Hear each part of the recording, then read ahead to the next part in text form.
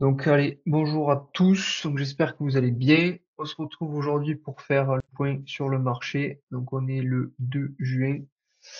Donc on a le Bitcoin qui a fait un nouvel ATH dans les dernières semaines qui viennent de passer. Donc on a dépassé l'ATH de pas de beaucoup. On avait un ATH à 109 000, on est venu à 112 000 à peine. Donc pas grand-chose. On attendait un rebond depuis un moment, c'est-à-dire que depuis qu'on était ici, on avait pété la trendline, donc là on avait racheté un petit peu. Ici on n'avait pas racheté, c'était quand même un peu limite. Quand on arrive ici, je vous disais d'attendre toujours une correction pour recharger les positions, ou sinon de faire un DCA. Donc DCA c'est ce qu'on appelle un dollar cost average, donc acheter petit à petit, pour éviter de faire un all-in ici, et si on crache derrière, ben, vous vous trouvez en moins-value et vous n'avez pas de cash de disponible. Donc là, on a la correction entre guillemets qu'on attendait, mais par contre on peut potentiellement aller plus bas. C'est-à-dire, alors j'accepte les gens au fur et à mesure. On a ici donc la montée qui a fait, donc on a fait du plus 50% sur le Bitcoin, donc il y a la crypto la moins volatile, donc c'est une super performance. Donc les altcoins aussi, on regardera après. Mais forcément, quand on monte à ligne droite comme ça, il faut qu'on ait un peu de temps pour ralentir. Pourquoi? En fait, ici, donc là, vous avez en rouge la moyenne mobile 50 jours. Ici, vous avez la moyenne mobile 200 jours. Ces moyennes mobiles, en fait, il faut toujours qu'elle soit à côté du prix, parce que si on s'écarte trop de la moyenne mobile, ça fait un peu comme un aimant, donc on a tendance à en revenir dessus. Donc, quand on regarde, si on dézoome, alors, attendez, je vais enlever ça, le temps. Hop. Vous voyez, ici, on a pris beaucoup d'espace entre en haut et en bas, et hop, on est revenu pour recoller à peu près au niveau des moyennes. Après, on est reparti à la hausse, on s'est redécollé des moyennes mobiles, et on est revenu. Et là, qu'est-ce qu'on était en train de faire? On était en train de se décoller aussi pas mal. Le prix, quand on était ici, vous voyez, la moyenne, elle était là. Donc, on avait un énorme écart et souvent, le prix revient. Bon, là, c'est ce qu'on est en train de voir. Et donc, les moyennes, ça va leur laisser le temps de revenir se coller à peu près au prix pour pouvoir après reprendre de l'élan. C'est-à-dire que ici, quand on a l'espace, hop, on revient. Et une fois tout est proche, vous voyez, donc là, on a un croisement, donc ça s'appelle ce qu'on appelle une golden cross. Donc, c'est le croisement de deux moyennes mobiles. Et quand on a ces moyennes mobiles qui se croisent, souvent, on a le prix qui explose ensuite. Donc, vous voyez ici, on a eu correction et on est parti. Ici, on a eu le même croisement, on a correction et potentiellement on repart. Donc ici, les zones à surveiller, je vous les donne de temps en temps sur le groupe. C'est donc du coup 100 000, donc on est un petit peu plus bas. Hop, voilà ici, donc pour aller chercher tout ce qui est les liquidités. Donc c'est-à-dire que là, tous les traders qui sont positionnés. Alors attendez, j'ai mon outil qui est ici. Hop, je vais faire hop, le pinceau. Voilà. Tous les traders qui ont acheté dans cette zone, ils ont leurs ordres leur stop loss qui est ici. Donc ça, c'est les traders. Donc c'est les gens qui parient à la hausse ou à la baisse. Quand vous pariez à la hausse, vous avez un prix en dessous du prix là où vous êtes rentré qui définit votre perte de la position que vous avez mise. Et souvent, les gens les mettent sous les derniers plus bas. C'est-à-dire ici, ici, ici. Là, du coup, maintenant, c'est ici. Et donc, potentiellement, ici, on a de l'argent à venir récupérer ici directement pour pouvoir repartir à la hausse. Donc, la première zone, voilà, donc c'est ici les 100 000 et la deuxième zone, 97 000, qui est ici. Donc là, on a une espèce de, donc là, c'est une fair value gap, donc c'est un gap de liquidité. Le prix, il est monté très vite ici. Et en fait, là, on n'a pas eu le temps de travailler. C'est-à-dire que les gens qui ont acheté ici, ben, pour l'instant, ils sont intouchables, le prix n'est jamais revenu travailler dans cette zone-là. Donc, potentiellement, on peut revenir ici, chercher ces personnes qui sont en position, mais ici, pas ceux qui sont là. Et la troisième et dernière zone, donc on a 100 000, ici 97 500 approximativement, et la dernière zone, elle est hop, ici du coup à peu près aux 91 000. Donc là, on a les liquidités, pareil, de cette zone d'accumulation ici. Et en plus de ça, je vous montrerai après, on a le gap CME. Donc le gap CME, voilà, je parle un peu technique. C'est une zone sur les professionnels qui est importante à venir retravailler. Donc voilà, donc là, si on corrige, donc là, on a bien corrigé, on va regarder après les altcoins qui ont pris des belles baisses. On peut potentiellement repartir d'ici. Je privilégie pas forcément de repartir maintenant de suite. Moi, je pense qu'on pourrait venir chercher, donc soit faire ça, soit faire ça, soit faire ça. En gros, c'est à peu près les zones que je vous ai tracées ici. Vous voyez? Ça, c'est les zones du retracement de Fibonacci, donc c'est l'outil que vous voyez ici, ce truc-là, que j'ai mis du plus bas au plus haut. Et en fait, c'est des zones statistiques où le prix va potentiellement revenir. Donc, comme vous voyez, ici, on a la zone à peu près sur les 102 000, donc c'est pas tout à fait exact, mais on a les 100 000 qui sont juste au-dessous. Ici, vous avez les 97 000, et ici, vous avez à peu près les 92 000. Donc, vous voyez, même ça fait pas mal de corrélation entre tous les indicateurs, donc c'est plutôt intéressant à voir. Aujourd'hui, je vais pas vous dire, bon, ben, on va venir ici, on va venir ici, on va venir ici. J'ai aucune idée. Par contre, ce que je sais, c'est que quand on va venir sur ces zones-là, c'est des bonnes zones pour acheter un petit peu. Vous n'êtes pas obligé de faire all-in, par exemple, ici, si vous voulez racheter. Vous n'êtes pas obligé aussi d'attendre celle-là, vous pouvez racheter un petit peu ici. Si ça descend plus bas, vous rachetez un petit peu ici. Et si ça redescend encore plus bas, vous pouvez rajouter ici. Hop, allez, donc voilà un peu déjà pour le Bitcoin. Là en bas, je vous ai mis le RSI. Donc vous voyez, on a encore de la marge, on a une trendline ici, donc une droite de tendance, où le prix il est déjà venu 2 fois, donc potentiellement on peut revenir descendre un peu plus bas, ouf, on touche, et après on repart. Bon, après je vous ai fait d'autres lignes, mais ça c'est pour du plus long terme, donc ça on verra plus tard. Donc voilà pour ça. Concernant les altcoins, donc on a Ethereum qui a repris son retard. Alors est-ce que ça marche? Oui. Ethereum qui a repris son retard, donc on a une belle poussée, donc ça c'est cool parce que beaucoup craché sur Ethereum ces derniers temps. Ils nous disaient que c'était fini, qu'on allait retourner à zéro, donc ce qui n'est pas le cas. De toute façon, moi je vous ai toujours dit, Ethereum, il allait performer, donc certes, on s'est pris une claque monumentale, mais c'est le jeu, c'est la crypto, donc on fait avec. Ici, concernant les zones qu'on peut aller chercher, vous avez fait le même retracement de Fibonacci. Donc ici, moi, la zone que je privilégie, c'est la zone du coup des 0,5. Donc à peu près les 2000, voilà, 2100 à 2300 pour recharger. Donc potentiellement, le prix pourrait faire quelque chose comme ça. Hop, hop, hop, et repartir comme ça. Ok. Évidemment, on n'est pas obligé non plus ici de revenir si bas. Donc, si vous voulez recharger un petit peu, ben, vous attendez que ça revienne chercher un peu plus bas, par exemple là. Et si vous voulez pas attendre, vous pouvez recharger ici. Mais vous êtes, du coup, ben, vous allez peut-être subir un peu de moins-value, l'attente si jamais on descend un peu plus bas. Dans tous les cas, on a la vision long terme, donc ça change pas. Le scénario sur le BTC, ça je vous l'ai pas dit, mais on va donc du coup redescendre ici. J'ai toujours le même scénario qui est vert fin juin, début juillet, on aura un top local. Après, on redescend encore un petit peu. On passe l'été et fin d'année, c'est là où vraiment on aura la grosse poussée, où vraiment on aura les gros gains qu'on attend. Donc, au départ, on partait plutôt sur début d'année, mais en fait, avec Trump, on a eu le gros crash. Donc, malheureusement, ça nous met un peu plus de délai sur nos investissements et sur le potentiel retrait que nous ferons. Donc, on fait avec. Dans tous les cas, il faut vraiment pas être pressé en crypto parce que c'est vraiment si vous êtes pressé et que vous êtes dépendant de vos émotions et que vous dites bon ben allez, je retire alors que c'est pas le moment, c'est là où vous allez perdre le plus d'argent. Donc il faut vraiment laisser le temps au temps que le marché se fasse tranquillement. Donc concernant après ici le Solana, donc là on a déjà une belle correction. Pour pareil, on peut descendre plus bas. Ici j'ai mis ma zone bon, voilà sur les 140. Est-ce qu'on va y venir? Toujours pareil, on ne sait pas. Dans tous les cas, c'est toujours des bonnes zones pour racheter puisqu'on a un ATH qui est à 300 à peu près. Donc si on revient, ça fait déjà plus qu'un fois deux sur la troisième crypto qui est la moins risquée. Donc ça, c'est plutôt cool. Voilà, je vous en fais quelques-unes hein, juste pour vous donner un ordre d'idée.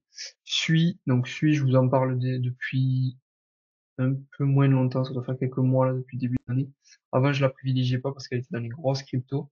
Mais en fait, elle a super bien performé sur la descente, c'est-à-dire qu'on a beaucoup moins corrigé que d'autres cryptos et sur la reprise, elle a été très forte et on le voit très clairement que ici, le prix il a vraiment explosé. Si on regarde on a fait un plus 140%, donc fois 2,5 sur une crypto qui est dans le top 10 à peu près. C'est énorme. Donc voilà, donc là par contre sur cette crypto, on va potentiellement pouvoir revenir travailler cette zone. Donc là c'est la zone de rechargement de long. Donc sur le retracement de Fibonacci, la zone 0,618, 0,786 ici, c'est la zone optimale pour rentrer sur une crypto-monnaie. On n'est pas toujours obligé d'y aller. C'est pour ça que sur le Bitcoin, moi je vous ai donné la zone d'ici. Sur le Ethereum, la zone plutôt ici. Mais là sur le SWIFT, on peut potentiellement descendre au-dessus des 3. Donc, au minimum, moi, je rechargerai au-dessus de 3. Et si vraiment, ici, d'aller mettre une grosse cartouche, là. Donc après, est-ce que j'ai regardé les autres crypto, Tao, je vous ai fait une zone, ouais, voilà, 350 à peu près. Sinon, 280 si vraiment on n'est pas fort. Je crois que les autres, je les ai pas regardés. Si, pour 0,55. Voilà, après, ça dépendra de chaque crypto. Évidemment, si vous voulez recharger certaines, vous m'envoyez un message, je vous dirai les zones à recharger. Je vais pas y passer trop de temps, sinon on va y passer la journée. Donc, après, concernant tout ce qui est plutôt analyse connexe, le SP500, donc, qui va diriger aussi les marchés, c'est-à-dire que si le marché boursier crash, donc ça, c'est le SP500, c'est les 500 plus grandes entreprises des États-Unis. Donc, c'est un indicateur, on va dire, de santé du marché boursier. Si le SP500 crash, potentiellement les marchés crypto vont crasher aussi. Là, aujourd'hui, on a une superbe reprise haussière après le crash de Trump. Pour l'instant, on stagne, donc rien à signaler de ce côté-ci. Le dollar, nous, on veut qu'il soit faible. Hop, je vous dézoome.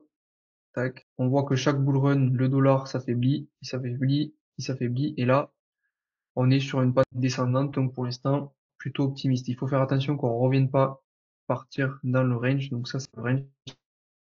C'est-à-dire qu'on tape en bas, on va en haut, on tape en bas, on va en haut, etc., etc. Il faut faire attention qu'on ne remonte pas parce que là, ça pourrait être négatif pour nos investissements. L'or, qui a une corrélation, on va dire, inverse au Bitcoin, enfin pas inverse, mais avec un décalage. Il est en train de stagner et j'attends qu'il baisse. Pourquoi? Parce qu'en fait, l'or va s'apprécier dans les temps où les gens veulent pas prendre de risques. C'est un actif de réserve de valeur. Donc quand il va exploser, les actifs risqués, donc comme notamment le SP500 et les cryptos, vont se déprécier. Donc là, c'est ce qu'on a eu pendant l'effet Trump. Donc c'est-à-dire que les gens en fait ont retiré leurs actions, ont retiré leurs crypto-monnaies pour se positionner sur l'or. Et là, on voit bien ici, depuis quelques jours, semaines, que l'or stagne et on attend potentiellement qu'on reparte à la baisse. Hop, la dominance du Bitcoin. Donc ça, c'est ce qu'on regarde pour savoir quand est-ce que nos altcoins, donc les cryptos sur lesquels on est majoritairement positionné, vont performer. Alors là, ça bug. Voilà, c'est bon. Ici, on voit que ça fait que monter depuis un moment. On peut encore monter. Je vous ai mis voilà le scénario. Quand Bitcoin va baisser, tout le marché des altcoins va baisser lui aussi, probablement. Sauf que quand Bitcoin va remonter, il va remonter souvent en premier et le reste après va suivre. Donc c'est pour ça que je vous ai mis ici qu'on allait pouvoir potentiellement remonter ici parce que quand le Bitcoin va cracher, toutes les autres crypto-monnaies vont cracher, donc on va rester à peu près stable. Et dès que le Bitcoin va monter, ça va être le seul à monter, comme ce qui s'est passé ici. Hop. Alors attendez, j'ai d'autres personnes qui arrivent. C'est bon. Donc dès que le Bitcoin va remonter, en fait, les altcoins, eux, vont prendre un peu plus de temps pour voir l'argent affluer chez eux. Donc ça va faire remonter la Bitcoin dominance potentiellement et après pour repartir. Et donc là, on aura sûrement une descente jusqu'à fin juin, juillet. Là, je vous ai fait un trait pour vous symboliser là où on veut aller, mais on ne fera pas une ligne droite comme ça. On fera plutôt, hop, quelque chose peut-être comme ça, et comme ça. Faites pas gaffe aux dates, j'ai pas fait en fonction des dates, mais pour vous expliquer, on va sûrement monter encore un petit peu. Après, on descendra quand ça sera la fin juin, juillet pour aller chercher des gains. L'été, ça sera de nouveau calme, donc là, il faudra prendre des profits, sûrement. On verra à quel moment. Ben, on prendra des profits suivant le marché, qu'est-ce qu'il nous donne. Ça, je vous tiendrai au courant, et on verra bien. Le total 3, donc ça, c'est l'ensemble des crypto-monnaies, sauf Bitcoin et Ethereum. Hop. Alors, j'accepte les gens au fur et à mesure. Alors j'ai la Wi-Fi qui est un peu en panique. Voilà, c'est mieux. Vous me dites aussi si des fois il y a des bugs ou si l'écran freeze, je ne sais quoi. Vous me dites que je parle pas tout seul dans le vide pour rien. Donc ici, hop, je dézoome pour que vous voyez mieux. Le bull run de 2017, le bull run de 2021-2022, et là c'est notre bull run actuel. Donc là je vous ai fait des prévisions, à peu près la zone où on retirera la majeure partie de nos crypto-monnaies, c'est celle-ci. Donc là je vous ai fait tout simplement une comparaison entre les anciens cycles, en termes de durée et en termes de pourcentage de gain, pardon. Et ça pourrait nous faire potentiellement arriver ici. Donc vous voyez, Hop, ici, on est sur un marché qui fait des escaliers, on monte, on corrige, on monte, on corrige, et là, on est potentiellement sur le début de la montée. Donc, vous voyez, ici, on peut revenir court terme sur cette trendline un petit peu pour repartir derrière à la hausse, tranquillement. Dans tous les cas, il faut pas être pressé, parce que nous, ce qu'on attend, c'est potentiellement ça. Vous voyez, ici, on a fait ça, ça a duré très longtemps, on est monté un petit peu, on a recorrigé, et puis après, explosion. L'explosion, faut se dire qu'elle a duré, si on prend là, elle a duré 152 jours. Donc c'est pas non plus super long, ça fait quelques mois. Donc nous, c'est vraiment ce qu'on va attendre ici pour aller chercher cette zone. Je vous montre là, c'est la dominance des stablecoins. Donc les stablecoins, c'est la monnaie de nos crypto-monnaies qui va nous permettre d'avoir zéro volatilité. Ok, parfait. Bon, donc du coup, j'en étais ici. Donc plus on a de stablecoins qui ne sont pas dans le marché, plus le marché, ben, ça veut dire qu'il attend. Quand les capitaux sont investis, comme ici, on voit qu'on a une descente, ça veut dire que là, les marchés, ben, les gens investissent, et c'est potentiellement dans ces moments-là, du coup, qu'on va avoir nos altcoins qui vont performer. Donc nous, qu'est-ce qu'on attend ici? C'est qu'on attend que ça descende pour aller voir nos crypto-monnaies performer, notamment les altcoins. Ok, donc là, on est plutôt sur la descente, donc il faudra surveiller quand on arrivera sur la borne basse ici, voir qu'est-ce que ça donne. Allez, donc je vais fermer ces deux onglets. Voilà. Je vais les fermer au fur et à mesure, comme ça au moins ça devrait le faire. Donc voilà, on a fait un peu le tour sur les altcoins, les gros altcoins. Bitcoin, qu'est-ce qu'il allait nous donner? Sur la macroéconomie un petit peu, sur les indicateurs. Donc pour l'instant, on a plutôt des choses positives, malgré que court terme, on peut redescendre encore un peu. Là, on va faire un petit point rapide sur les petites crypto-monnaies. Donc là, vous avez la liste des crypto-monnaies qui sont, donc moi je les appelle les low cap. Donc là, ça va être principalement des meme coins. Donc là, c'est des crypto-monnaies qui sont très très très risquées. C'est-à-dire là, c'est des cryptos, on va pas mettre plus de, allez, entre 2 et 5% maximum du capital. Là, je voulais vous parler notamment du AI16Z, qui est une crypto-monnaie que je suis de près. Là, vous avez des très bons prix d'achat. Vous voyez, on a une belle correction. Pareil, on peut redescendre encore un petit peu, mais là, déjà, on est sur des super bons prix. Et vous avez également le FOG, là, je vous en parle depuis déjà quelques mois. Je vous avais envoyé un message dans le groupe pour vous dire d'en acheter à 0,04. Donc, je vous l'avais envoyé par ici. On est descendu, donc pile à l'endroit où il fallait. Là, aujourd'hui, si vous voulez racheter cette crypto-monnaie-là, vous achetez sous 0,05, quoi. Donc là, quand ça arrivera ici, vous achetez. Et là, on a des pourcentages de gains qui sont énormes, puisque la rien que si on revient à la TH, vous voyez, ça fait déjà plus qu'un fois 10. Donc voilà. Évidemment, on est sur un risque qui est très, très élevé. Donc si vous voulez investir sur ce genre de choses, allez-y vraiment tranquille. On a une capitalisation boursière de 56 millions, sachant que les cryptos que vous avez en portefeuille, là, pour la plupart, donc des Tao, des FET, des Render, des choses comme ça, c'est du 1 milliard, 2 milliards, voire 3 milliards de capitalisation boursière. Donc vous voyez bien que c'est beaucoup plus petit. Donc à faire attention. Donc voilà. Après pour les autres, pareil, on est toujours sur des bonnes zones.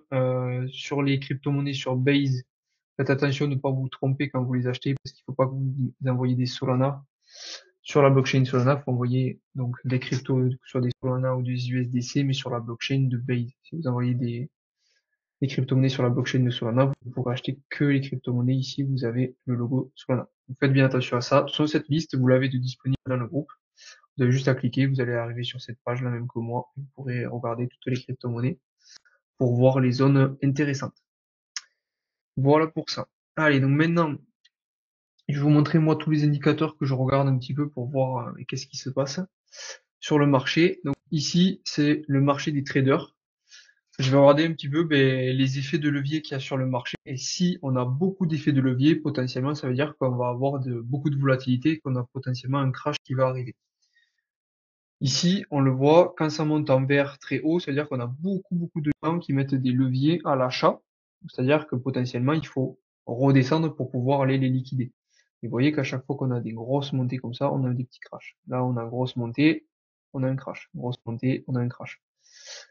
Ici, on a eu donc en début d'année de 24, on est monté, après on a eu ce gros range plutôt baissier où on a eu beaucoup de volatilité, comme vous voyez. Ici, on a eu des prises de profit à faire, donc c'était notamment en début décembre. Ici, donc c'est grâce à ça notamment que je vous avais dit qu'on avait potentiellement une correction qui pouvait descendre à 85 000. Donc on est venu un peu plus bas parce qu'on a eu Trump, mais en ordre général, on aurait dû descendre que vers 85 000. Et donc là, vu qu'on est sur une grosse hausse, on pourrait se dire, bon, ben là, est-ce qu'il y a beaucoup de gens qui sont euphoriques, qui mettent des leviers à fond dans tous les sens ou pas? Et bien là, justement, cet indicateur, il nous montre que pour l'instant, on a très peu de gens en levier sur des niveaux qui sont pourtant historiquement hauts. C'est-à-dire que quand on est venu ici, on était sur des niveaux de plus haut. Vous voyez, on était ici. Là, on est monté à 100 000, on était ici. Et là, on est redevenu un tout petit peu plus haut que l'ancien plus haut. Et on est que là. Donc, pour l'instant, en fait, on n'a pas du tout de monde qui sont en levier. Enfin, on va dire qu'il n'y a pas énormément de gens qui sont en levier de façon exagérée. Donc, pour l'instant, ça veut dire que le marché est plutôt sain. Donc, de ce côté-ci, ça veut dire qu'on n'a pas de surchauffe à court terme. Donc, le marché peut aller plus haut. Hop, donc après, ici je vous montre la carte thermique des liquidations. Donc là, les liquidations, c'est le prix où les traders justement vont se faire liquider, donc c'est-à-dire qu'ils vont perdre leur position. Et donc là je vous montre ça pour savoir les zones potentiellement où on peut aller. Donc vous voyez au-dessus de notre tête, on a 109 000, 111 000, bon on va dire la TH, mais par contre là on a le plus, c'est dessous à 92 000. Et quand on regarde tout à l'heure ce que je vous avais dit, à 92 000, il y avait aussi une zone intéressante. Et c'est là où ici on avait le gap CME des professionnels qui nous disaient en fait que potentiellement on pouvait revenir ici. Donc il faut faire gaffe à cette zone et si on revient dans cette zone, ça sera vraiment la dernière zone où il faudra racheter si jamais on y va, puisque là il n'y aura plus rien à aller chercher dessous et tout l'argent sera au-dessus. Donc là il y aura énormément de probabilités pour qu'on vienne ici et qu'on remonte direct. Ok? Donc voilà pour cet indicateur-là. Je vais les fermer au fur et à mesure. Évidemment, vous me posez vos questions dans le chat si vous en avez au fur et à mesure. J'y répondrai à la fin. Donc ici, on a le short term order, je sais pas quoi, indicator. Ici, on peut voir le prix moyen d'achat des short term holders. Donc là, c'est les personnes qui ont des bitcoins depuis moins de 6 mois. Et en fait, on va essayer de tourner toujours à peu près autour de ce prix-là. Donc là, pour l'instant, on est un peu au-dessus, mais c'est rien d'énorme, on va dire. Donc, pas besoin de s'affoler. Il n'y a rien de grave. Ici, on peut voir aussi, donc cet indicateur qui bouge, c'est les prix potentiellement qui sont bons ou pas bons pour acheter ou plutôt pour vendre. Quand on est en dessous de 1, donc quand on est plutôt sur la partie rouge, c'est des très bons moments pour acheter. Plus on est bas, mieux c'est. Et plus on est dans le vert, moins c'est des moments où il faut acheter. Ok, donc là, comme vous voyez ici, là, ça aurait été dans la montée, là où il y a eu énormément de volatilité à la hausse. Là, ces derniers moments, là, donc ces dernières semaines, on a eu ici, où c'était un peu en zone verte, mais pas énormément. Là, de nouveau ici, de nouveau ici. Donc c'est pour ça que je vous disais, on va pas faire all-in, on va faire un DCA tranquille, parce qu'on peut monter jusqu'à ici. Par contre, si vous vous attendez qu'on soit là pour acheter, mais on n'y va jamais, par exemple, là, ça veut dire que vous n'êtes pas dans le marché. Donc là, on a pu. Donc, est-ce que je peux faire un zoom? Ouais, je peux faire un zoom. Ok. Là, ici, ouais, mais par contre, j'ai plus le truc. Bon, attendez, je vais le retrouver. Hop, euh, voilà, il était là. Ici, donc sur les zones où on a bien monté, il fallait attendre. À chaque fois, je vous disais, on attend une correction. Donc en fait, les corrections, c'est à chaque fois. Vous voyez, ça revenait en bas. Donc on est ici, ça remontait, hop, hop. Et là, on a vraiment la vraie correction qu'on attendait, parce que comme je vous avais dit depuis un moment, c'est quand même assez spécial qu'on monte tout droit sans corriger jamais, ça n'existe pas. Vous voyez, quand on est monté tout droit là comme ça, on est venu ici, correction, et puis après on a stagné, puis après gros crash. Donc là, potentiellement, voilà, comme je vous ai dit, on peut redescendre aussi au prix moyen d'achat, 96 000. Donc là, on va être à peu près sur la zone des 97 000 que je vous donnais tout à l'heure, où il faudrait essayer de pas aller dessous. Donc ça à surveiller. Donc ça veut dire aussi maintenant, si vous voulez acheter, vous voyez, on est en dessous de 1, donc c'est toujours des très bons prix pour acheter, que ce soit du Bitcoin, que ce soit des altcoins. Après, hop, alors je peux pas zoomer. Si, non, je peux pas. Bon, c'est pas grave. Ici, vous avez la différence entre les retail, donc ça c'est les gens qui détiennent des bitcoins, donc les retail, c'est les investisseurs particuliers, donc qui n'ont pas beaucoup de bitcoins, et les largeurs investors, c'est les gros investisseurs institutionnels et les entreprises. Bon, je peux pas zoomer, donc là on verra que dalle, parce qu'en fait, moi c'est vraiment la fin que je vais vous montrer, donc tant pis, je vais noter. En fait, si vous voulez, on a les retail en ce moment qui sont plutôt en train de vendre, vous voyez le bleu, ça descend.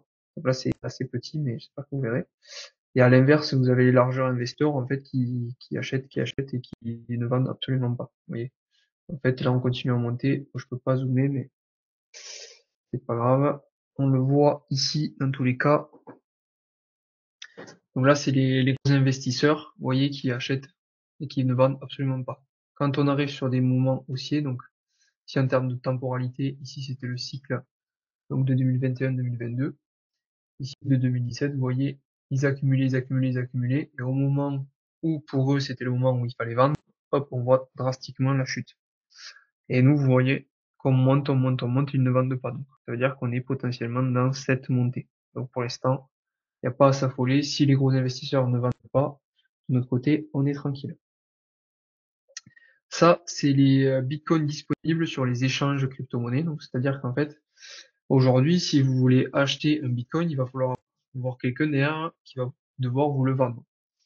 Et bien, en fait, on se rend compte que depuis un moment, donc là, depuis 2022, l'antériorité, en fait, on a de moins en moins de bitcoins sur les exchanges. Qu'est-ce que ça veut dire? Ça veut dire qu'il y a de moins en moins de gens qui veulent vendre leur bitcoin. Donc, potentiellement, au bout d'un moment, si on a plus de gens qui veulent vendre leur bitcoin, on a ce qu'on appelle un choc d'offres.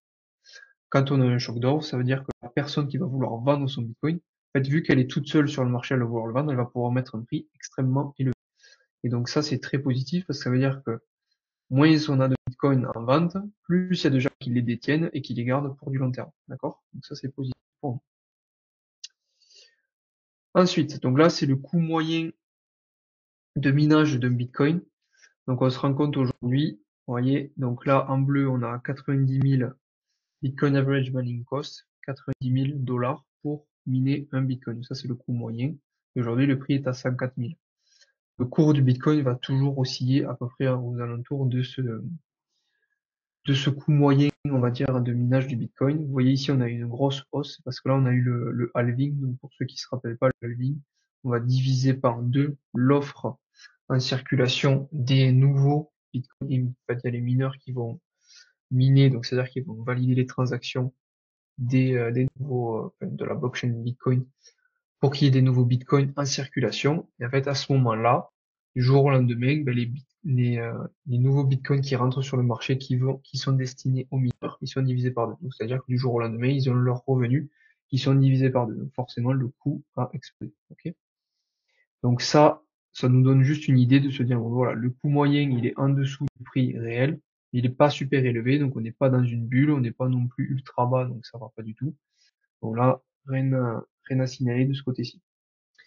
Bon, maintenant, je vais vous montrer deux indicateurs qui vont nous montrer potentiellement quand est-ce que le Bitcoin serait sur des niveaux de plus haut, donc c'est-à-dire des niveaux où il faudrait prendre des profits. Donc là, c'est un indicateur qui va regrouper plein d'indicateurs de sommet de cycle. Donc en fait, vous voyez bien, ici, on avait tous les indicateurs qui étaient présents avec cette barre ici. Là, on l'a eu ici aussi, et l'inverse, évidemment, c'est les meilleurs moments pour acheter. Donc, comme on a pu le voir ici, on avait les indicateurs qui commençaient à se manifester. Ils n'étaient pas dans l'extrême euphorie, etc. C'est-à-dire qu'ici, on n'avait pas cet indicateur qui nous disait de sortir. Par contre, on avait des signes de surchauffe. Donc, ici, on l'a eu, ici, on l'a eu, et on se rend compte qu'actuellement, en fait, nous n'avons pas ces signes-là. Donc, ça veut dire que pour l'instant, on n'a pas du tout de signe d'euphorie, donc on peut aller plus haut. Ok? Ici, pareil, on a le Bitcoin Terminal Price qui nous dit à chaque fois, vous voyez ici quand on vient taper cette ligne que potentiellement c'est un prix pour retirer. Vous voyez ici pareil, ici on est venu toucher là, ça a marqué un top, là aussi pareil, là on n'était pas loin. Donc là c'est 2021-2022 le signe, oula, j'arrive plus à parler. Bon bref, vous avez compris, le cycle. Ici vous voyez on en est encore loin, ici ça affiche 219 000. Donc ça, je dis pas qu'on va aller à 219 000. Par contre, c'est un indicateur qui peut nous dire, bon ben voilà, cet indicateur-là, il nous dit 219 000. Les autres vont nous dire X ou Y. il faut les coupler tous entre eux pour voir où est-ce que potentiellement on peut aller, mais on sait que d'après ces indicateurs, dans tous les cas, on a de la marge. Ok. Donc ici, concernant nos altcoins, donc on sait à peu près quand est-ce que ça va monter, quand est-ce que ça va descendre. Tout est à peu près positif pour la suite. Maintenant, on va regarder qu'est-ce que donnent nos altcoins. Donc ici, on avait eu un début d'altcoin saison début décembre. Donc il y a la plupart d'entre vous, potentiellement, vous êtes arrivés en par là ou un petit peu après, parce que justement, vous avez vu que tout montait un petit peu. Il y avait aussi le Bitcoin qui était au niveau des 100 000, donc potentiellement, ça vous avait un peu attiré. Donc ici, après, on est redescendu, et là, en fait, on a le Bitcoin qui est tout seul, on va dire, c'est-à-dire c'est le seul qui performe. Pour l'instant, nos altcoins ne performent pas du tout comme on pourrait l'espérer, en fait. Et en fait, quand on est sur la Bitcoin saison, c'est ici qu'il va falloir acheter donc des altcoins, puisque forcément, ça veut dire que là, les altcoins seront plus bas. Et quand on est ici, potentiellement, c'est un bon moment pour vendre nos altcoins et potentiellement racheter du Bitcoin ou attendre que ça redescende sur la Bitcoin saison. Ok? Donc là, pour le coup, on est toujours sur des bonnes zones pour acheter des altcoins, malgré la récente hausse qu'on a eue. C'est toujours des prix qui sont toujours OK. Ensuite, donc là, on va passer plutôt sur la partie macroéconomie. Alors, je vois qu'il est 20h36 et que j'ai 13% de batterie, donc il faut que je fasse attention. Ici, on a la Global M2, vous avez la ligne ici, et vous avez derrière le Bitcoin. Et en fait, comme je vous le dis souvent, le Bitcoin il évolue à un cycle, et en fait, ce cycle, il est calqué. Vous avez le halving qui joue un rôle, mais vous avez surtout la liquidité, c'est-à-dire l'argent en circulation dans l'économie, qui va nous montrer en fait qu'est-ce que va faire le Bitcoin. Et en fait, cette liquidité, elle a un temps d'avance sur le Bitcoin. C'est-à-dire que quand l'argent dans la liquidité globale dans le monde augmente, ça fait peu de temps après, le Bitcoin augmente. Et là, vous le voyez. Donc, on a une période de transition ici. Là, on a un petit pic, ça fait un petit pic. Là, ça stagne, voire ça baisse. Là, voilà, c'est transition. Et après, on a la vraie explosion qui est ici. Et en fait, à chaque fois, on a un peu ce même mouvement. Et donc là, comme je vous le montre souvent, on a la masse monétaire globale qui est en pleine explosion, et si on se base sur ce schéma-là, potentiellement, on va pouvoir exploser. Ok. Donc si on reste sur cette analyse, ici vous avez donc le prix du Bitcoin. En bleu, vous avez la masse monétaire globale, donc la même schéma que je viens de vous montrer avant. Et nous, ce qui va nous intéresser, c'est les trucs verts qu'on voit derrière. C'est le pourcentage d'évolution de la masse monétaire globale en pourcentage. En réalité, quand la masse monétaire augmente, c'est positif pour nous. Par contre, si cette masse monétaire augmente, mais elle augmente de moins en moins vite, ça veut dire qu'on a un potentiel signe de ralentissement. Donc, c'est ce qu'on a eu dans le dernier cycle, c'est-à-dire que la masse monétaire globale en bleu montait, vous voyez. Par contre, ici, on voyait qu'elle était de moins en moins élevée. C'est-à-dire qu'elle montait, mais de moins en moins vite. Et en fait, on se rend compte que ici, on a eu le top du Bitcoin le premier, et ici on a eu le deuxième. Alors qu'en fait la masse monétaire globale continue à monter. Donc potentiellement il faut faire attention à ça. On voit aujourd'hui que cette masse monétaire globale, elle augmente. On n'a pas un signe de décroissance de cette évolution. Donc pour l'instant, de ce côté-ci, on peut toujours lui faire confiance et c'est toujours OK. Ensuite, concernant la macroéconomie, donc là par rapport à l'inflation, qui vont nous dire si potentiellement on va pouvoir baisser les taux, et bien là, on a eu donc la baisse, je vous en parle très très souvent. L'objectif de la Fed, c'est d'avoir des taux d'inflation en dessous de 2%. On s'en rapproche, mais on est toujours au-dessus. Donc pour l'instant, la Fed ne veut pas baisser ses taux. C'est-à-dire que la baisse des taux, ça nous ferait potentiellement de nouvelles liquidités qui arriveraient sur les marchés, puisque les gens qui peuvent faire des crédits avec des taux bas, potentiellement, ce sont des gens qui vont pouvoir avoir de l'argent à disposition pour investir, pour relancer l'économie, pour avoir plus de production, etc., etc. Bon, là, on voit qu'on a eu une récente hausse, on est revenu aux alentours des 2. Donc c'est pas forcément positif, mais c'est pas forcément ultra négatif parce qu'on n'est pas remonté comme au niveau d'ici. Donc potentiellement, c'est pas forcément alarmant de ce point de vue-là. Donc de ce côté-ci, rien à déclarer, on va dire. Concernant la baisse des taux, donc on n'a toujours pas de baisse de taux de prévu avant un petit moment, c'est-à-dire que donc là 18 juin, donc c'est le prochain FOMC. Donc le FOMC, c'est le meeting que font donc la Banque fédérale des États-Unis, donc avec Jérôme Powell tous les mois. Et ici, en fait, on se rend compte que, donc, le 18 juin, on a toujours 95% de probabilité qu'ils baissent pas les taux. En juillet, pardon, on a que 23% de baisse de taux, c'est de probabilité, hein. Donc c'est même pas sûr, même si on a 99,9%. Et vous voyez, on a en septembre, potentiellement, 55% de chances de baisse de taux. Donc, en fait, ce serait que à la rentrée prochaine. Donc, voilà. Pour l'instant, on n'est pas encore sorti d'affaire dans le sens où, en fait, on n'a pas de gros catalyseurs pour nous dire, bon, ben, ça y est, l'argent, il arrive en masse, c'est bon, tout va péter. En fait, pour l'instant, on est plus en attente de baisse de taux. On est en attente que tout se passe, on va dire que tous les signaux passent au vert, parce que pour l'instant, ces baisses de taux nous font dire que c'est pas encore une politique expansionniste, c'est-à-dire que la politique monétaire ne veut pas encore injecter de l'argent dans l'économie, ne veut pas que ça s'accélère. Donc pour l'instant, elle est plutôt en attente. Et quand on est en attente, ben, ça veut dire qu'on n'a pas de nouvel argent frais qui rentre dans les marchés. Et du coup, ben, nous, ça veut dire qu'on n'a pas de nouvel argent, donc potentiellement pas de gain court terme. D'accord? Donc de ce côté-là, c'est pas forcément positif, ça n'est pas non plus négatif parce qu'on a quand même des probabilités de baisse de taux dans la fin d'année, comme vous le voyez ici. Le décembre, vous voyez, on n'a que 5% de chance, de probabilité qu'on soit au taux actuel. Donc, plutôt positif pour la fin d'année, mais voilà, à court terme, d'ici cet été, on n'aura pas forcément une explosion énorme. Voilà pour ça. Donc après, je vous ai remis deux, trois petits trucs sur le groupe. Donc vous avez vos tableaux de suivi, à chaque fois, vous avez des targets de prix. Donc la zone optimiste est d'après moi de moins en moins atteignable. C'est-à-dire que je vous avais fait des zones où là j'étais presque sûr qu'on irait. Ça c'était les zones où on va dire là ce serait la zone optimale. Voilà, on se dit bon voilà on a fait des bonnes belles perfs, donc là c'est bien. Et là c'est la zone optimiste où vraiment tout explose dans tous les sens. Ici pour les altcoins, vous voyez on a des multiples qui sont vraiment énormes. Il y a de, franchement il faut que je regarde, mais vous ne vous basez pas sur les zones optimistes, à part peut-être voilà, pour le Bitcoin ou 150 000, ça devrait pouvoir le faire. Mais après, voilà, je vois de moins en moins un ETH à 10 000 dollars. Un Solana à 900, pareil, je le vois de moins en moins. Donc, évidemment, on le verra avec tous les indicateurs que je vous ai montrés auparavant. On prendra des profits au fur et à mesure.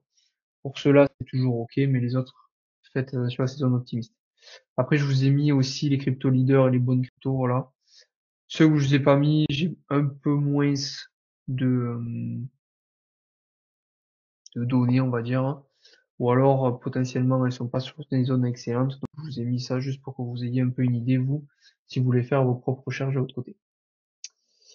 Ensuite, le tableau de suivi, j'en ai refait un. En fait, c'est le même, juste que j'ai ajouté des choses. Alors, je vais zoomer parce que là, vous verrez que dalle.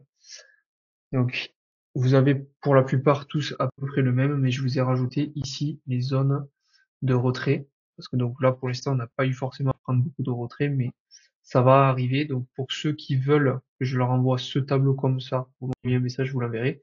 Sinon, vous pouvez rajouter ce tableau ici, comme je vous l'ai mis là, directement sur les vôtres. Ok. Donc on n'a plus que 15 minutes. Par contre, j'ai 10%, si ça va le faire. Bon. Donc voilà pour le tableau. Si vous le voulez, vous me dites et je vous l'enverrai. Voilà, donc après je vous avais mis à disposition un petit questionnaire là, si vous aviez des retours pour le groupe. Donc ça, n'hésitez pas surtout à me faire des retours, que ce soit en bien ou en mal, parce que justement, moi ça me permet de m'améliorer, de vous donner ben, le plus d'informations et de façon la plus correcte pour vous, que vous préférez. Donc là, il y avait marqué un canal pour les actus du jour, mais pas forcément le BTC. Donc ça, il y en a déjà un avec les actus. Donc bon, là je sais pas si la personne par rapport à ça avait une autre idée en tête, au pire elle me dira. Les analyses techniques, donc j'en ai rajouté dans le sens où je vous fais plus d'analyses techniques, par exemple sur le live actuel. Là, comme au début, je vous en ai montré un petit peu plus. Je vous ferai pas des analyses techniques poussées où je vous enverrai par exemple Tao, par exemple voilà, analyse sur Tao exactement pixel pixel, parce qu'en fait, moi c'est pas trop l'idée que j'ai, si vous voulez, de la crypto. Moi, je vais plus me baser sur le Bitcoin et par rapport à tous les indicateurs que je vous montre pour avoir une approximation assez générale. Mais moi, je vais pas être trader, si vous voulez, à vous faire des analyses techniques très poussées. Donc voilà par rapport à ça. Et après, faire la liste des crypto-monnaies avec les meilleurs rendements à faire. Mais ça, justement, c'est ce que je vous ai montré avant. Donc ça, vous l'avez. Avec, du coup, ben, les cryptos, moi, je suis le plus bullish, donc c'est celle en verte et après, etc., etc. Voilà pour ça. Donc après, il y avait des personnes qui m'avaient posé des questions concernant l'airdrop de Hyper Liquide. Donc ça, j'ai regardé, je me suis renseigné, vous avez des tutos. Donc là, avec Coin Academy qui propose ça. Vous avez tous les tutos en fait directement dessus, donc vous avez juste à regarder parce que moi, vu que j'en fais pas à titre perso, vous voyez, il y en a 50 000. Donc en fait, là, je vous donne des informations. Vous pouvez aller vous faire vos propres recherches. Vous avez aussi donc Sacha, voilà, ici c'est Cypher sur Twitter. Sacha que j'ai pu rencontrer à Dubaï notamment là, il y a 2 semaines, avec qui j'ai pu échanger, qui m'a parlé justement de cet hyper liquide airdrop. Il a fait voilà comme un petit tuto dessus, donc vous pouvez aller regarder, ou puis vous lui envoyer un message si vous avez besoin d'informations. Sinon, vous allez regarder les tutos ici sur Coin Academy qui me semble assez sympa. Donc voilà pour ça. Après, sinon, il m'avait posé une question concernant ATR. Donc ATR qui est un jeton dans les RWA, plutôt sur l'art. Donc après sur ce site, après vous allez pouvoir avoir vous pouvez acheter de l'or, des montres, des choses comme ça. Enfin, vous avez plein de possibilités. Vous avez le site web ici si vous voulez aller le voir. Donc là, concernant ArtTrade, techniquement, moi j'aurais attendu un retracement. Donc vous voyez, j'ai fait l'extension de Fibonacci. On est revenu sur la zone des 0,618, 0,790. Donc pour moi, actuellement, on est sur des bons prix pour acheter si ce projet vous intéresse. Fondamentalement, d'après ce que j'ai vu, ça a l'air d'être OK. Les tokenomics sont bonnes, le projet a l'air bon. Après, évidemment, on a 21 millions de market cap, donc le projet est bon, par contre, le projet est tout petit. Donc, attention, si vous voulez investir sur ça, ne mettez pas 50 000 euros dessus parce que c'est très risqué. Si on remonte à la TH, ça fait un 5 x 5 à peu près. Donc, forcément des grosses pertes parce que si on va plus haut, on peut aller chercher des très beaux multiples, mais forcément, plus vous prenez du risque, plus vous allez pouvoir faire des gains. Mais si ça marche pas, ben, potentiellement, vous allez pouvoir avoir des moins-values plus conséquentes. Si jamais on redescend au niveau plus bas, vous voyez, ça fait moins 37%, ça peut redescendre très très rapidement. Sachant que là, voilà, en quelques jours, on a fait moins 40%. Ok. Donc voilà, à faire attention sur ce projet. Si ça vous intéresse, vous pouvez potentiellement vous positionner dessus. Je suis pas contre dans le sens où le projet a l'air ok. Donc voilà. Pour Art Trade, hop, je vérifie la batterie. 10%, j'irai une fois que j'ai fini tous mes trucs branchés. Comme ça, après, je vous montrerai quelques trucs en plus. Donc après, il m'avait parlé de Solaxi. Donc Solaxi, c'est une pre-sale d'une L2. Donc c'est une blockchain qui va supporter la blockchain principale qui est Solana, principalement sur du même coin. Donc là, j'ai pas forcément fouillé plus que ça parce qu'il m'a posé la question tout à l'heure, mais le projet concernant donc les réseaux sociaux, donc vu qu'on est sur un projet qui est quand même lié pas mal à du même coin, on va avoir besoin d'avoir une très bonne communauté. Donc ici, on voit qu'on a 78 000 followers, donc ça c'est plutôt positif. Et on voit qu'on a énormément d'engagement sur les posts. Donc ça, pour moi, c'est plutôt très positif parce qu'en fait, des projets comme ça qui se lancent et qui ont déjà une très belle communauté avec beaucoup d'engagement sur les réseaux, c'est plutôt très, très encourageant. Donc de ce côté-ci, c'est plutôt bien. Donc quand on se rend sur le site, là, je suis un petit peu moins fan. Pourquoi? Parce qu'en fait, ici, on se rend compte que ça fait. Alors, après, ça, ce n'est pas un peu de l'avis de chacun, mais ça fait un peu cheap. Dans le sens où c'est un projet Memcoin, donc ça, il n'y a pas de problème. Mais vous voyez, il n'y a pas de. Ça fait pas très professionnel, on va dire. Donc après, je me suis baladé un petit peu pour voir. Tout a l'air à peu près OK. Mais si vous voulez investir sur ce genre de token, donc là, ils ont levé 40 millions, à peu près, sur la levée de fonds pour le lancement du projet. Ici, ça va être un projet qui va être extrêmement, extrêmement risqué. Donc, c'est-à-dire que là, c'est soit il sort, il va à zéro instantanément, soit vous faites x10 et puis il va à zéro 2 jours après. Donc là, par exemple, là, c'est Tino qui m'avait posé la question. Sur ce genre de projet, moi, je vais prioriser une prise de profit très agressive, dans le sens où x2, je sors mise de base direct. Je cherche pas à comprendre parce que sur des ventes comme ça, des levées de fonds qui sont sur des projets même coin où on voit le truc un peu comme ça, bon, moyen, et puis surtout, le truc où je me dis, ça peut être un peu compliqué, c'est ça. Ça me dérange vraiment. On a 93% de stacking reward. C'est-à-dire que si vous stackez les jetons, donc Solaxi, c'est-à-dire si vous bloquez vos jetons sur leur protocole, vous avez 80%, 93% de rendement annuel. C'est-à-dire que vous posez 100 euros sur Solaxi que vous stackez, mais potentiellement à la fin de l'année, vous avez 200 euros en jetons Solaxi. 93% de stacking en un an, c'est énorme, c'est énormissime, ok?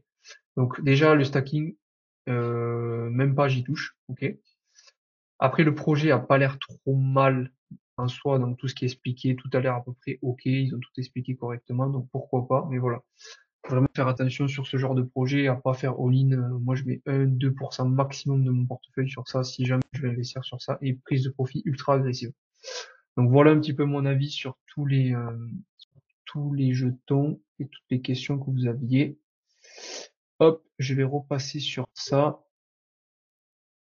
Je voulais juste vous montrer tout à l'heure, je voulais pas montrer les contrats à terme, donc c'est les contrats des professionnels. Je vous parlais du gap CME tout à l'heure. Le gap CME, c'est ici le vide qu'on a. En fait, ici, on a ce qu'on appelle un gap de cotation. Et en fait, souvent, les marchés reviennent dans cette zone pour retravailler et repartir. Donc, c'est notamment, vous voyez ici, on avait un gros gap. On est venu le combler, on est reparti. Ici, il y avait un gap, on est revenu le combler. Et là, on a celui-là qui est un peu tout seul. Donc voilà, faire attention de ce côté-ci. Moi, je vais commencer à recharger. Quand j'étais à Dubaï, justement, je vous disais, dans une semaine, je vais réduire mon cash à disposition d'ici la semaine prochaine, à peu près d'ici maintenant. Je l'ai toujours pas fait parce qu'en fait, on n'est pas descendu assez bas d'après moi. Je pense qu'on peut redescendre encore un peu plus bas. Par contre, là, je prends le risque d'attendre de pas recharger parce que, en fait, je suis déjà pas mal dans le marché. Si vous voulez recharger maintenant, vous pouvez parce qu'on a déjà des prix qui sont exceptionnels, hein. Vous avez le Tao qui a recorrigé un petit peu, le FED qui a recorrigé un petit peu, le Render, il a vachement corrigé. Donc, pareil, là, vous voyez, on est déjà sur la zone que j'avais marquée il y a un moment. Donc là, c'est un très bon prix pour acheter du Render. Vous avez l'injective qui est passé de 15 à 11. Donc pareil, là, c'est des très bons prix. Donc voilà, on peut descendre encore un peu plus bas, mais si on descend pas plus bas, dans tous les cas, vous avez des prix qui sont déjà exceptionnels, hein, si vous voulez recharger. Donc, de ce côté-ci, il n'y a pas il a pas de souci à se faire. Sinon, vous faites un petit DCA tranquillement. Comme ça, au moins, vous êtes sûr que vous êtes dans le marché si vous voulez recharger, évidemment. Si vous voulez pas recharger, vous avez juste à attendre un petit peu court terme si ça descend un peu plus bas. On descend d'ici, on descend de là, on descend plus bas. Et après, ça repartira. Moi, le scénario que je privilégie, voilà, qu'on descende vers du 100, on va chercher les liquidités, et après, hop, voilà. Moi, je verrais bien entre 130 et 140 000, d'ici fin juin, en juillet, quoi. Donc, ça peut vous paraître rapide, mais, en fait, vous voyez, quand on fait des choses comme ça peut monter très rapidement, très vite. Les baisses sont longues et douloureuses, et les montées sont beaucoup plus rapides. Ok?